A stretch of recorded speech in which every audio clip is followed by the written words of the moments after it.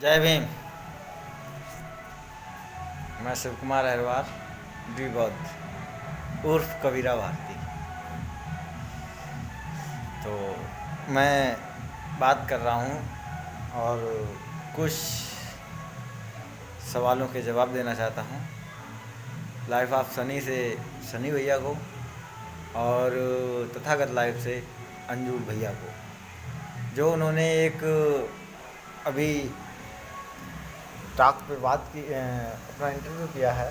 सनी भैया और अंजुल भैया आपस में बातें कर रहे थे, तो मैं उसी के बारे में कुछ बातें कहना चाहता हूँ और कुछ क्वेश्चन थे उसमें भी अपनी राय देना चाहता हूँ। हालांकि मैं इतना बड़ा तो नहीं हूँ जो आपके क्वेश्चनों का जवाब दे दूँ। आप लोगों ने बहुत स्ट्रगल किया और आज भी स्ट्रगल कर रहे हो अपने मुकाम तक पहुँचने के लिए, इसके लिए सल्यूट है भाई। एंड जो तो मैं आपके जो क्वेश्चन थे उस पर मैं अपनी राय देना चाहता हूँ। तो ये मेरा रूम है फ़िलहाल। तो यहाँ पे बाबा साहब की फ़ोटो लगी हुई है, ये देखिए।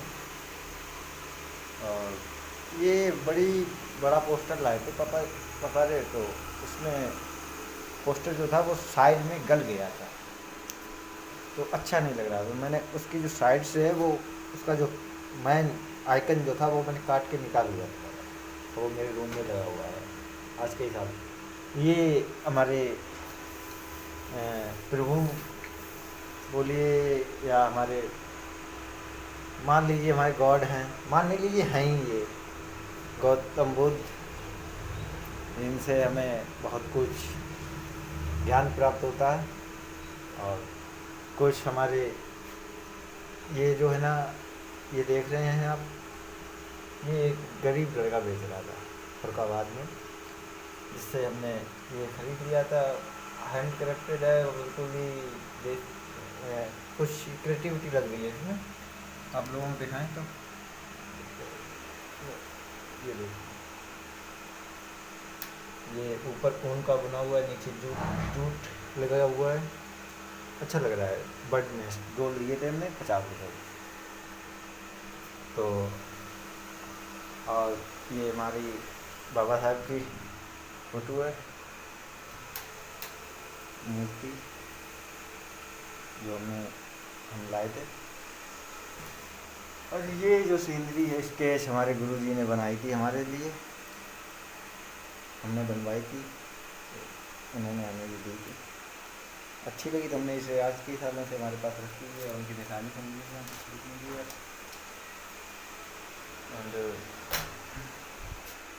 और ये हमारी छोटी सी लाइब्रेरी मान लीजिए, ये हमारी बुक है। एंड ये बाबा साहब की बुक है, ये बहुत दिनों पहले ली थी। और ये मायावती रैली थी बहुत पहले, जब अखिलेश की सरकार बनी थी, वही उसी पहले रैली थी। तो ये जो है ना, वहीं से हम कैलेंडर लाए थे। कैलेंडर नहीं है, फोटो है तो भगवान धम्म चक वतनयाम वतनया, हमें इतना नहीं होता। तो मैं आप लोगों के क्वेश्चनों के सवालों के जवाब देना चाहता हूँ, और जवाब नहीं राय देना चाहता हूँ। तो ये आपका सवाल था, ये वाली राड बंद कर दिया, अब ठीक। अब आप लोगों का एक ये है, बहुजन के लिए पहले राजनीति करनी चाहिए या आर्थिक स्थिति संभालनी चाहिए। तो मैं अगर कहूँगा तो मैं कहूँगा कि राजनीति करना चाहिए और आर्थिक स्थिति भी संभालनी चाहिए। मल्टीपर्पज़ इसलिए कि अब जैसे भाई ने पहला ही सवाल पूछा है, अखिलेश कुमार का सवाल है कि 80% बहुजन अच्छे से कमाते हैं खाते हैं, लेकिन 70% से 80% धन वो मदिरा पान में व्यय कर देते हैं। इसके कारण वो अपने बच्चों को अच्छे से शिक्षित नहीं कर पाते और कुपोषण का शिकार भी होते हैं। भाई अच्छा खाना नहीं मिलेगा, कुपोषण का शिकार होंगे। और वही बच्चे 12 साल की एज में मजदूरी करने लगते हैं। भाई उनकी ज़रूरतें पूरी नहीं होती हैं, शिक्षा पूरी नहीं होती है, और वो घर वाले भी उनकी माँ खुद उनको मजदूरी के लिए भेजने लगती हैं। ये कड़वी सच्चाई है बहुजन समाज की भी, और कुछ ओबीसी समाज में भी ये तथ्य हैं।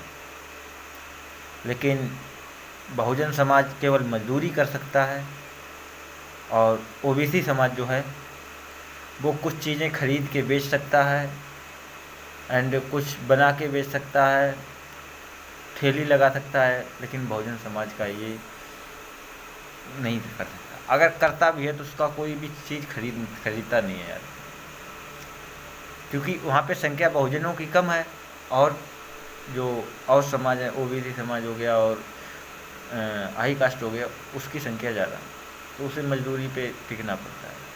ये एक बहुत कड़वी सच्चाई है और बहुत बड़ी प्रॉब्लम भी है। तो अब ये सवाल है कि मदिरापान करते हैं 70 से 80% धन बेकर। ये चेतना का खुलना ना, उनकी जो चेतना है उसका उभार ना होना, उस ये कारण बैठता है। उनकी चेतना नहीं खुली हुई है कि हम किस चीज़ से निकले हैं और किस चीज़ में जा रहे हैं, हमें क्या करना चाहिए। ये जो है वो राजनीति सिखाती है। अगर वो एक पॉलिटिक्स में जुड़ा है, अगर वो रैलियाँ अटेंड कर रहा है, मीटिंगें अटेंड कर रहा है, और बाबा साहब की एक फ़ोटो भी लगाए हुए है घर में, तो उसे दिन भरे में या महीना भरे में या 10 दिन में एक बार सोचने पे मजबूर करती है वो फ़ोटो कि हमें क्या करना चाहिए। और इंसान अगर ये साइकोलॉजिकल रीज़न है कि अगर इंसान 7 या 11 या 21 बार अपने अंदर कोई भी चीज़ को लाता है फेर फेर के, अगर 7 बार किया तो वो 8 बार अपने आप करने लगता है।